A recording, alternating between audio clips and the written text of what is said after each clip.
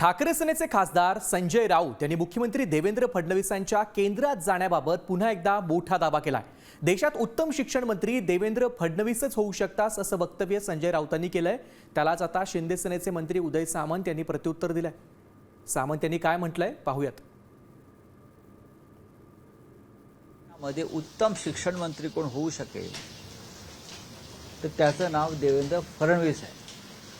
हे नरेंद्र मोदींनाही माहिती आहे आणि दिल्लीतली जी माझी माहिती आहे त्यानुसार प्रधानमंत्री मोदींनी या संदर्भात राज्याच्या मुख्यमंत्र्यांशी चर्चा केली की तुम्ही केंद्रात येऊन मनुष्यबळ विकास मंत्रालय, त्याला शिक्षण खातं म्हणत नाही तर त्याला HRD मिनिस्ट्री म्हणतात आणि खूप मोठं खातं आहे। पहिल्या 5 खात्यांमधलं ते खातं आहे, डिपार्टमेंट आहे। मनुष्यबळ विकास खात्याचं जबाबदारी आपण घ्यावी अशी त्यांना मोदींनी सूचना केलेली आहे। चांगली स्टोरी आहे ती। त्याच्यामध्ये काय, मी तर वाचत नाही सामना, पण मोदी शहांमधला संघर्ष, देवेंद्रजी तिकडे जाणार हे सामना ठरवत नाही, दोन नेते ठरवतात।